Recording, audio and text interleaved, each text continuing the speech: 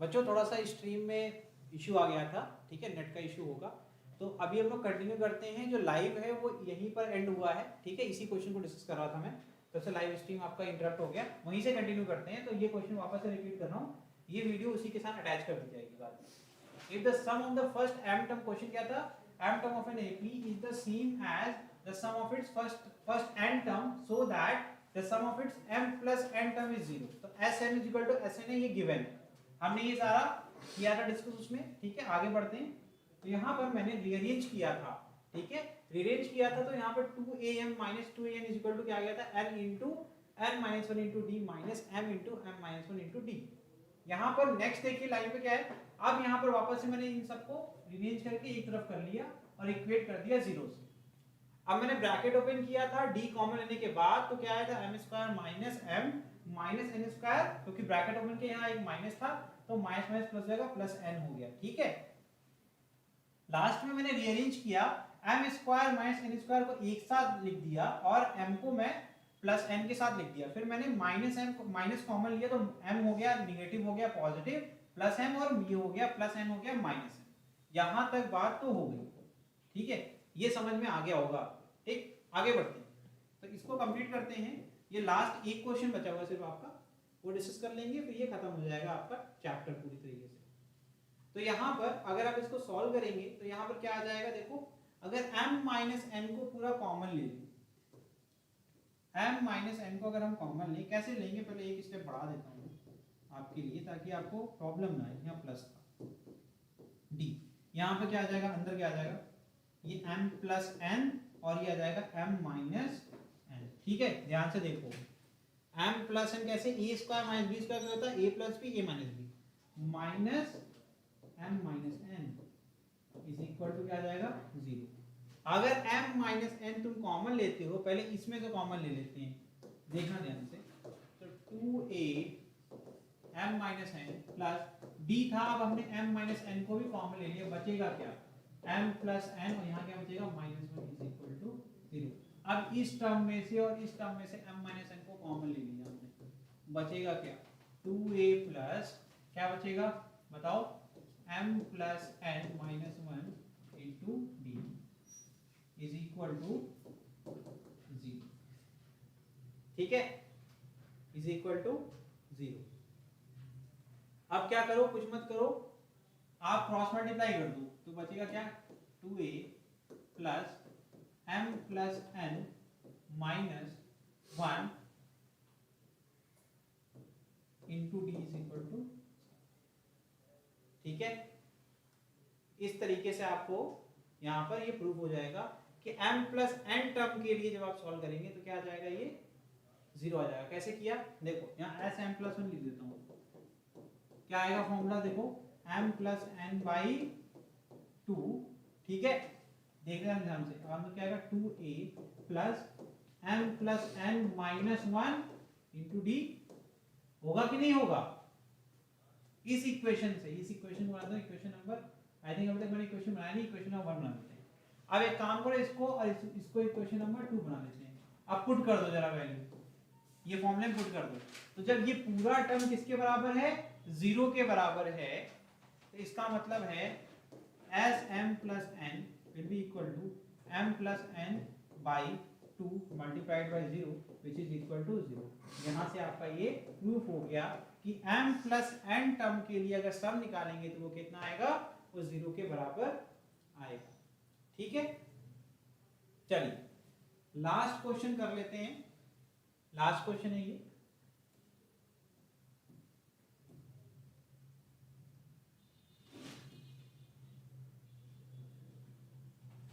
ठीक है। चलिए लास्ट क्वेश्चन हम ये वाला करेंगे, ठीक है, बाकी सारे क्वेश्चन सिमिलर हैं, इसको यही एंड करेंगे स्क्रीन को। The sum of 4 consecutive number in AP is 32 and the ratio of the product of the first and last term is the product of two middle term is 7:15, ठीक है। यहां पर दिया हुआ है रेशियो, कितना दिया हुआ है, 7:15, ठीक है। ध्यान से देखना, फाइंड द नंबर्स कह रहे तो नंबर बताइए, ठीक। पहले आपके 4 कंसेक्यूटिव नंबर क्या हो सकते हैं, देखो जरा बताओ पहले। यहां पर A1, A2, A3, A4, ठीक है। अब इनका सम मतलब A1 plus A2 plus A3 plus A4 is equal to कितना होगा भाई, ये 32 होगा, ठीक है। ये इसमें तो कोई दिक्कत नहीं है, ठीक है। अच्छा, अब मैं जो लिखने जा रहा हूं बताना क्या कह रहे हैं, and the ratio of the product of the first and last term to the product of two middle term is 7:15। तो मैं इसको क्या लिख सकता हूं, अगर मैं ये लिख रहा हूं, देखना ये समझ में आएगा तो बताना। पहला टर्म मैंने ले लिया a माइनस 3d, दूसरा टर्म क्या होगा बताओ, दूसरा टर्म क्या होगा, यहां पर मैंने यहां ले लिया a माइनस डी, फिर a प्लस डी, फिर a plus 3d is equal to 32। क्या ये ठीक है, ठीक है। कॉमन डिफरेंस कितने का लिया मैंने, कॉमन डिफरेंस मैंने कितने का लिया, 2d का लिया ना, 2d का लिया ना। देखो ना, a माइनस डी में हमने 2d ऐड किया तो a माइनस डी मिल गया, फिर हमने 2d ऐड किया तो प्लस डी मिल गया, फिर 2d ऐड किया a प्लस 3d मिल गया, तो मतलब सही है, कोई दिक्कत नहीं। लेकिन इससे फायदा क्या हुआ ये लेने से कि ये यहाँ पर आपके सब्ट्रैक्ट हो जाएंगे इजीली, है ना, आपका ये क्वेश्चन बहुत आसानी से सॉल्व हो जाएगा, ठीक है। तो यहाँ से हमें a मिल गया, ये यहाँ से कट गया, ये आपका यहाँ से कट गया, बचा क्या, ये आ गया 4a इज इक्वल टू 32 और a इज इक्वल टू कितना आ गया 8, ठीक है। a की वैल्यू मिल गई, a की वैल्यू बड़ी काम आएगी, क्यों, अब देखो जो पहला और आखिरी टर्म का मल्टीप्लिकेशन है, ध्यान से देखना, क्वेश्चन कह रहा है ना the product of first and last term, तो फर्स्ट एंड लास्ट टर्म क्या है भाई, देखो a minus 3d multiplied by a plus 3d divided by जो आपके दोनों मिडिल टर्म है, तो मतलब a plus D a minus D, यही तो है, a plus D a minus, देखो फर्स्ट और last a minus 3d first term था, a plus 3d last term था, इनका मल्टीप्लिकेशन किया और डिनोमिनेटर में क्या है जो मिडिल टर्म है a minus D a plus D, इसकी वैल्यू किसके बराबर है 7/15 के बराबर। ये कौन सा होना बन गया a square minus b square, देखो ना a plus B a minus B, a plus B a minus B, ठीक है, इस तरीके से। तो यहां से क्या आ जाएगा a स्क्वायर माइनस 3d का होल स्क्वायर न्यूमरेटर में और a स्क्वायर माइनस d का होल स्क्वायर, ठीक है, इज इक्वल टू 7/15। कितना आ जाएगा भाई यहाँ पर a square minus 9d square upon a square minus d square is equal to 7/15। Cross multiply कर लें, 15a स्क्वायर माइनस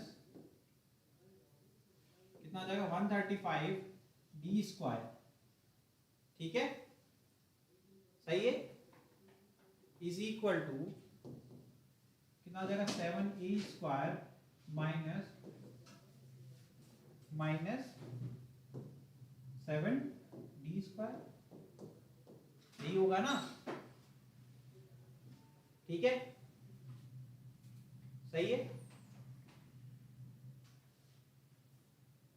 कोई दिक्कत इसमें, रीअरेंज कर लो, सॉल्व कर लो, इसको सॉल्व करके मुझे आंसर बताओ। तो यहां क्या करेंगे हम बताइए, यहां पर हमें इसको बैलेंस करना पड़ेगा, जब बैलेंस करेंगे तभी आप इसको क्या कर सकते हैं, एलिमिनेट कर सकते हैं। a की वैल्यू तो हमें पता है, आई थिंक a की वैल्यू 8 है, पुट कर दो यार, 8 वैल्यू पुट कर दो, ये जाएगा 15 into 64 minus 135 d square is equal to क्या जाएगा 7 into 64 माइनस 7d स्क्वायर, ठीक है, ये आ गया आपका, ठीक है।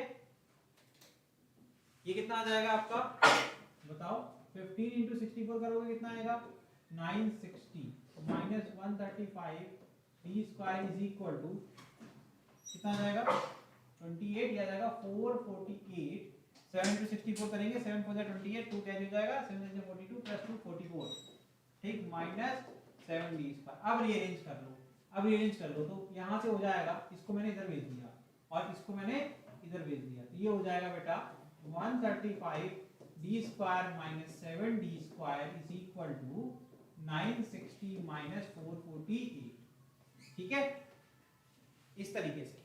तो ये आ जाएगा आपका 128d square is equal to जाएगा 128d square is equal to कितना आएगा बताइए 512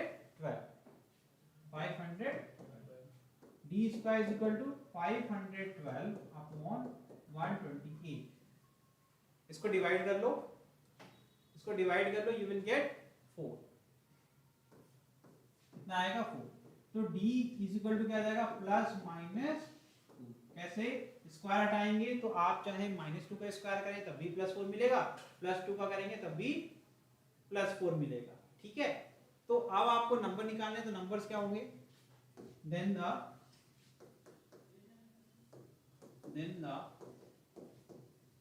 रिक्वायर्ड नंबर्स आर, क्या हो जाएगा, फर्स्ट क्या है a1 is equal to a minus 3d, मतलब a की वैल्यू कितनी आई थी हमारी 8 माइनस 3 इंटू डी कितना आया अभी आपका 2। एक बार +2 पुट कर सकते हो, +2 ही दे देते हैं, ठीक है। कितना आ जाएगा बताओ, 8 minus 6 is equal to +2, a2 कितना आ गया, a2 is equal to a minus d, यहाँ लिख देता हूँ for d is equal to +2, कितना आ जाएगा बेटा 8 माइनस 2 कितना आ गया 6, ठीक है। नेक्स्ट a3 कितना आ जाएगा, a3 a प्लस d, मतलब 8 प्लस 2 तो आ गया 10, और a4 कितना था a plus 3d, a plus 3d है तो ये कितना है 8 और 3 इंटू 2 6, कितना आ गया, तो रिक्वायर्ड नंबर क्या हो गया 2 6 10 14, क्या हो गया 2 6 10 14।